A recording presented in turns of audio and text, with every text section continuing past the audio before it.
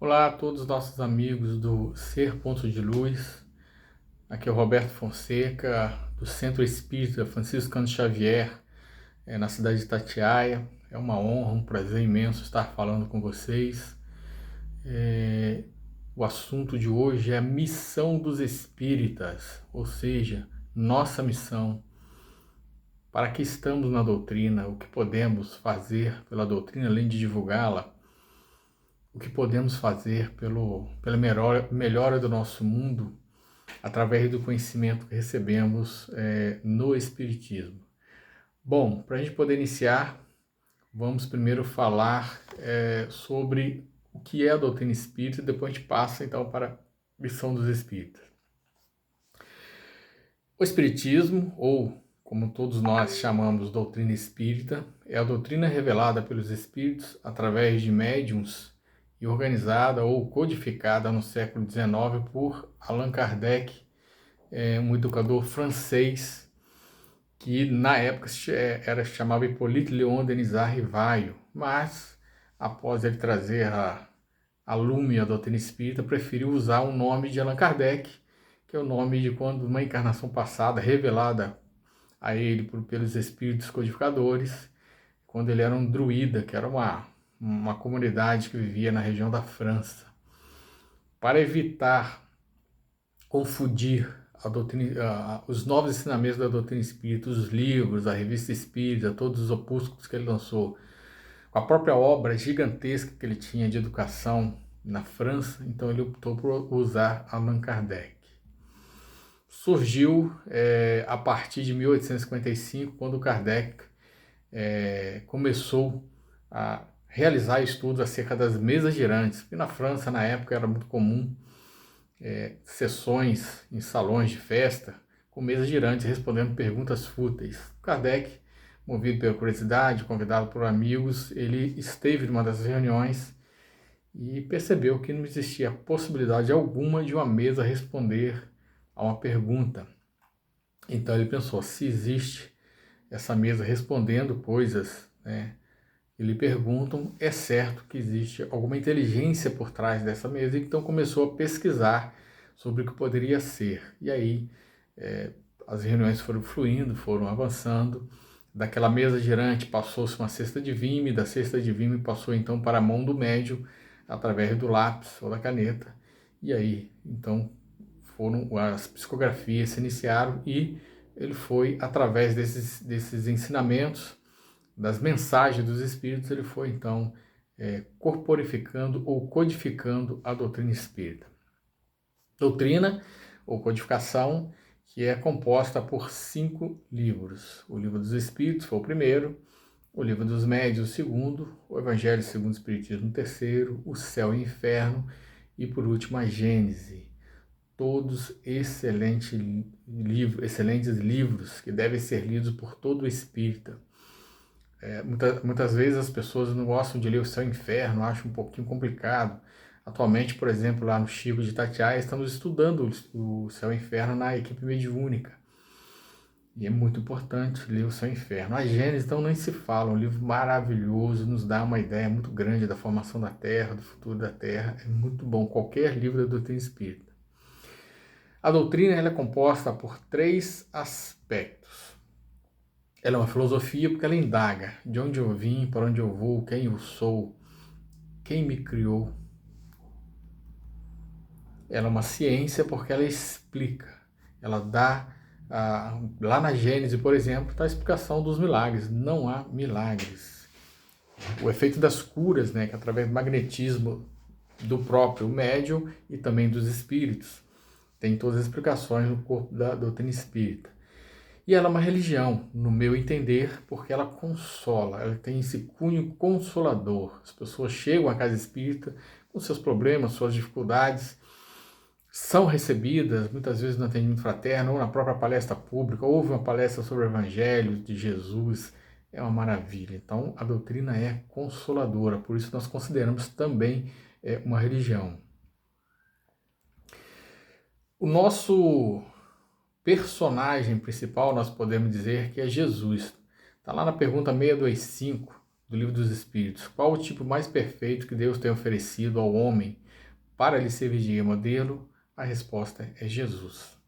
Jesus, nosso governador planetário, aquele que está conosco desde mais de 4,5 bilhões de anos, quando a Terra foi separada do Sol, vem trabalhando com a sua equipe primorosa e amorosa, esse nosso planeta, para que hoje nós tivéssemos essa formação geológica, o nosso clima, as nossas riquezas minerais, rios, oceanos e assim por diante, para que pudéssemos então aqui encarnados estar. E ele recebeu todos nós das mãos do Pai para colocar nessa grande escola que é a Terra, para que nós pudéssemos então evoluir nas duas asas necessárias, a material ou a científica e a espiritual ou moral. E vamos assim, através das reencarnações, avançando passo a passo, alguns mais lentos, outros um pouquinho mais rápidos, mas todos nós avançamos na direção da luz. Os 5 princípios da doutrina espírita. O primeiro é a crença em Deus. Está lá na pergunta número 1 do Livro dos Espíritos. Que é Deus? Deus é a inteligência suprema, a causa primária de todas as coisas. Então, foi Deus que nos criou. Para nós ainda é um conceito muito vago, muito longo, muito longe, porque nós não conseguimos concebê-lo.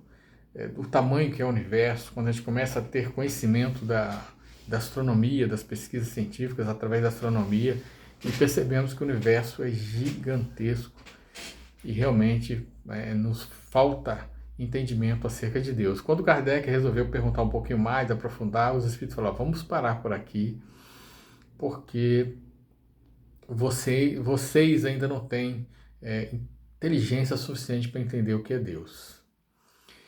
Na pergunta número 4, onde se encontra a prova da existência de Deus? E eles respondem a Kardec: no axioma que aplicais às vossas ciências, não há efeito sem causa. Procurai a causa de tudo, o que não é do obra do homem, a vossa razão responderá. Então, o universo inteiro, todas as coisas, a perfeição da criação divina, das flores, das plantas, do homem, a próprio DNA humano, uma perfeição inacreditável, genes que são acionados ao tempo certo em que eles necessitam ser acionados para criar situações que nós precisamos passar. Então, tudo isso, obra divina. O acaso não cria nada.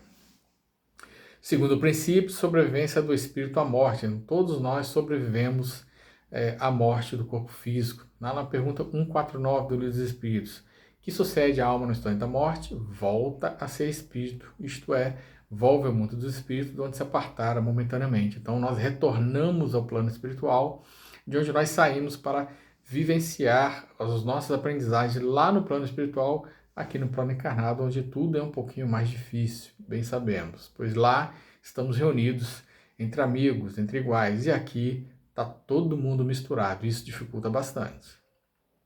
Terceiro, pluralidade das existências ou reencarnação. Pergunta 166 do Livro dos Espíritos: como pode a alma que não alcançou a perfeição durante a vida corpórea acabar por depurar-se?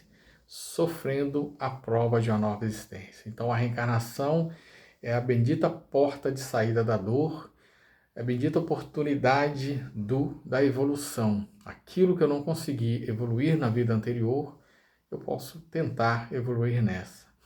Os meus débitos do passado, das vidas anteriores, eu posso quitar agora. Eu tenho a oportunidade de quitar agora. Quarto, comunicabilidade com os espíritos. A comunicabilidade com os espíritos encarnados não é um fato recente, mas antiquíssimo, com início, com a única diferença que no passado era a parágio dos chamados iniciados. E na atualidade, com o advento do espiritismo, tornou-se fenômeno generalizado em todas as camadas sociais. Está lá na apostila da FEB, sobre a comunicabilidade com os espíritos. Então, antigamente, a gente vai ver isso na Bíblia. Jesus no Monte Tabor conversando com espíritos, Moisés e João. Então, tudo isso já estava. Os egípcios trabalhavam muito isso, as pitonisas da Grécia, os romanos também tinham bastante comunicabilidade com os espíritos.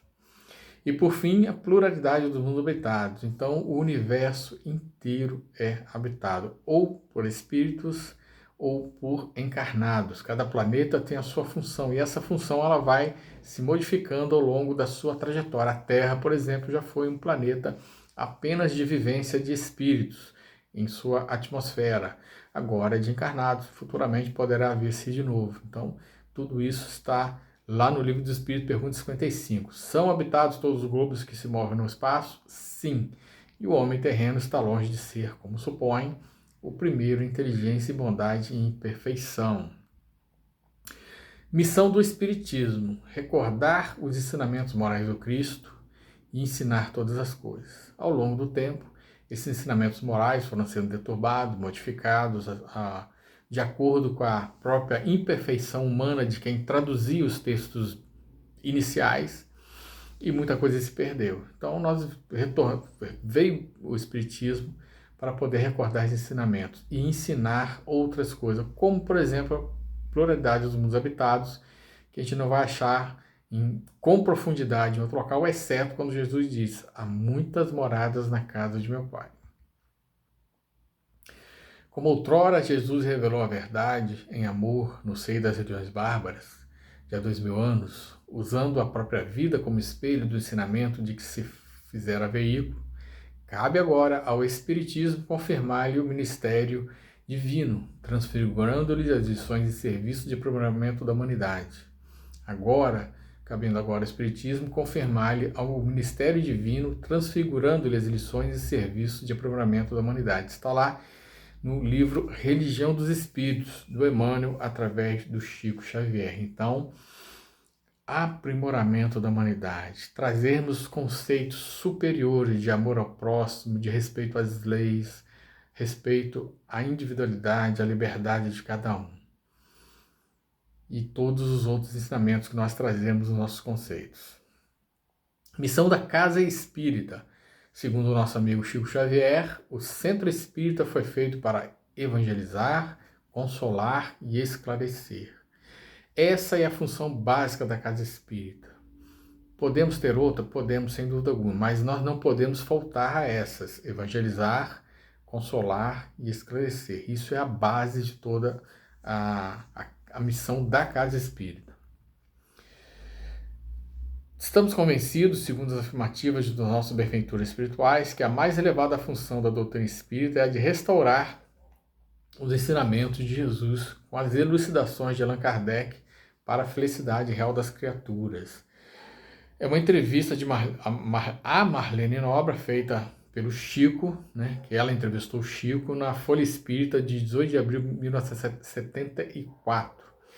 Então, restaurar os ensinamentos de Jesus com elucidações de Allan Kardec, ou seja, com a nossa doutrina espírita. Missão dos espíritas, quais seriam? A gente vai encontrar diversas pessoas ou locais falando sobre a nossa missão, principalmente no livro do Evangelho segundo o Espiritismo. Na Revista Espírita de 1860, em outubro de 1860, Kardec fala: cabe a nós, aos verdadeiros espíritas, aos que veem no espiritismo algo além de experiência mais ou menos curiosas, fazê-lo compreendido e espalhado, tanto pregado pelo exemplo quanto pela palavra. Então, isso o Kardec colocou lá na Revista Espírita: fazê-lo compreendido e espalhado, ou seja, divulgar a doutrina espírita, fazê-la ser compreendida por todos e divulgar a doutrina espírita, não se esconder. Nós somos, quando perguntado qual sua religião, falar: eu sou espírita. Já não falamos mais kardecista, para não vincular os ensinamentos a Kardec, porque os ensinamentos são de Jesus e da equipe do Espírito de Verdade, através do Kardec que codificou. Então, com o tempo, quando eu entrei na doutrina espírita, há 20 e tantos anos atrás, se falava muito kardecista. Hoje nós já falamos apenas espíritas. No Evangelho segundo o Espiritismo, capítulo 20, item 4, missão dos espíritas: ide e pregai a palavra divina. É chegada a hora em que deveis sacrificar a sua propagação, os vossos hábitos, os vossos trabalhos, as vossas ocupações fúteis. Ide e pregai. Convosco estão os espíritos elevados. Pregareis o desinteresse aos avarentos, a abstinência aos dissolutos, a mansidão aos tiranos domésticos e aos déspotas. Palavras perdidas, bem sei, mas que importa? É necessário regar com o vosso suor o terreno em que deveis semear, porque ele não frutificará, não produzirá senão sob os esforços incessantes da enxada e da charrua evangélicas. Ide e pregai. Arme-se de decisão e coragem a vossa falange. Mãos à obra, o arado está pronto, a terra preparada, arai. Então está lá no capítulo 20, item 4, Missão dos Espíritos, Evangelho segundo o Espiritismo. Também encontramos o mesmo item 4. Ide e agradecei a Deus a gloriosa tarefa que ele nos confiou. Mas atenção, entre os chamados para o Espiritismo, muitos se transviaram. Reparai, pois, o vosso caminho e segui a verdade. É a gente poder compreender que alguns não estão na mesma rota que nós. Trazem ideias falseadas, ideias contrárias à própria doutrina espírita, ideias contrárias à vida, e propagam como se fossem espíritas. E não podemos trazer para dentro do espiritismo aquilo que não lhe pertence. Então temos que ter atenção, muita atenção. A missão dos espíritas podemos também dizer que é efetivar a vinda do Consolador prometido, divulgando o espiritismo e seus ensinamentos de amor, caridade e consolo. Trabalhar pela própria reforma íntima e pelo progresso moral dominando as más inclinações. E amarmos-nos uns aos outros e nos instruirmos nos princípios espíritas. Então, efetivar a vida do Consolador, trabalhar pela reforma íntima. Acho que é André Luiz que fala que o vaso do perfume é o primeiro que se beneficia com o perfume que está dentro dele, o aroma do perfume. Então, se eu estou estudando a doutrina espírita, se eu estou me dispondo a divulgá-la, por que não vivenciá-la dentro de mim? A minha vivência será muito melhor e será uma comprovação de que a doutrina muda as pessoas. Segundo a Federação Espírita Brasileira, uma das missões do espírita é oferecer a doutrina espírita ao ser humano por meio de seu estudo, prática e difusão, pela união solidária dos espíritas e unificação das instituições espíritas, contribuindo para a formação do homem de bem. Está lá no site da FEB, então. Oferecer a doutrina, praticá-la, difundi-la e unificar instituições. Precisamos nos unir cada vez mais. As casas espíritas necessitam dessa união. Essa troca de experiência, essa troca de oradores, troca de trabalhadores nas áreas que são permitidas, como por exemplo a evangelização. Isso aqui é muito comum aqui na nossa região do 40º Conselho Espírita. As casas trocam os evangelizadores. Ele faz a evangelização um dia numa casa, vai na outra fazer, a outra que não tem uma quantidade suficiente de evangelizadores. E esse rodízio de palestrantes também é muito bem-vindo na doutrina espírita. Erasto nos diz: ides pregar o novo dogma da reencarnação e da elevação dos espíritos, conforme tenham cumprido bem ou mal suas missões e suportado suas provas terrestres. Então é falar da reencarnação. Falar, esclarecer as pessoas quando perguntado, não se omitir em hipótese alguma. Pregareis o desinteresse aos avaros, a abstinência aos dissolutos, a mansidão aos tiranos domésticos como aos déspotas. Está repetindo lá, né, a parte que ele falou lá em cima também. Lançai-vos em cruzada contra a injustiça e iniquidade, auxiliando a sociedade através da elevação dos seres. Essas injustiças e iniquidade elas vão sendo diminuídas através de leis que possam, em que o Estado possa se impor, mas essas leis cada vez mais humanizadas através do conhecimento espírita. Ide pregai que as populações atentas recolherão ditosas as vossas palavras de consolação, de fraternidade, de esperança e de paz. Estão sequiosos do consolo, do esclarecimento, da palavra amiga, do ombro amigo, do atendimento que possa lhes mostrar que existe um caminho além do sofrimento. E depois elevai a palavra divina aos grandes que as desprezarão, aos eruditos que exigirão provas, aos pequenos e simples que aceitarão, porque principalmente entre os mártires do trabalho desta aprovação terrena encontrareis fervor e fé. Ides e receberão com hinos de gratidão e louvores, estes receberão com hinos de gratidão e louvores a Deus a santa consolação que lhes levareis e baixarão a fronte, rendendo-lhes graças pelas aflições que a terra lhes destina. Erasto, está lá no Evangelho segundo o Espiritismo, capítulo 20. Segundo o nosso amigo Chico Xavier, ser espírita é ser clemente, é ter a alma de crente, sempre voltada para o bem. Ensinar ao que erra e entre os atrasos da terra não fazer mal a ninguém. É sempre ter por divisa tudo o que é nobre, suavizar o pranto, a dor, a aflição. E fazendo a caridade, evitar a orfandade, o abismo da perdição. Em Deus é ter sempre crença profunda, sincera, imensa, consubstanciada na fé. É guardar bem na memória os bons conselhos e a glória de Jesus de Nazaré. É perdoar a injúria, é suavizar a penúria de quem já não tem um pão. É se tornar complacente para o inimigo, insolente, tendo por lema o perdão. Ser espírita é ser clemente, é ter alma de crente, sempre voltada para o bem, ensinar o que erra, e entre os atrasos da terra não falar mal de ninguém. Eurípides Bassanufo, através do nosso Chico Xavier. Nosso amigo Divaldo também nos esclarece: o espírita é diferente dos demais. Ele não consome álcool, ele não fuma, ele não participa de conversas fúteis. É o nosso cuidado com o próprio corpo físico. Tudo aquilo que ingerirmos que venha prejudicar a nossa saúde, como álcool, cigarro, a maledicência, tudo isso ficará no nosso perispírito e responderemos por isso em vida futura. Então, não fazer isso é preservar e melhorar a própria existência futura.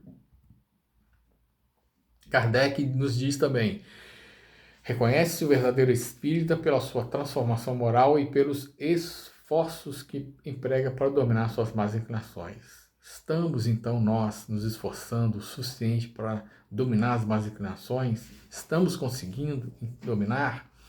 Não podemos deixar de tentar e de insistir jamais, pois assim poderemos caminhar com passos mais firmes em direção à luz. O espírito Hippolyte Fortu, na Revista Espírita, de 1862, diz: qual a missão da doutrina que a mão onipotente do Criador semeia atualmente no mundo? É a de conduzir os incrédulos à fé, os desesperados à esperança e os egoístas à caridade. E nós, espíritas, temos essa responsabilidade de propiciar isso através do nosso trabalho, da nossa boa vontade, da nossa aplicação na divulgação da doutrina espírita.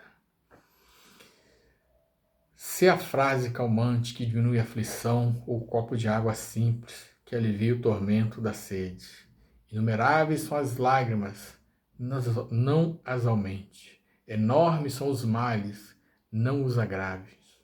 Problemas enxameio em toda parte, não os compliques. Sofrimentos abarrotam caminhos, não lhes alargues a extensão. Conflitos obscurecem a vida em todos os setores, não os estendas. É uma psicografia de Emmanuel através do Chico, no livro Mãos Unidas. E assim, nós terminamos essa pequena explanação acerca da nossa missão de espíritas. Também sabendo que somos convidados a esclarecer, a consolar e acolher a todos aqueles que chegam até nós, enviados muitas vezes pela espiritualidade amiga, que enxerga em nós um pontinho de luz, por mínimo que seja, que possa clarear os caminhos desses nossos amigos e irmãos que sofrem, assim como nós também sofremos muitas vezes na vida. Não estamos imunes ao sofrimento por sermos espíritas, pois aqui na Terra estamos todos no mesmo barco, espíritos em vias de perfeição e aqui lutando a cada dia para nos melhorarmos e alcançarmos um pouquinho mais de luz. Eu agradeço o convite do Ser Ponto de Luz, agradeço a paciência e a compreensão de todos e desejamos a todos muita paz, muita luz.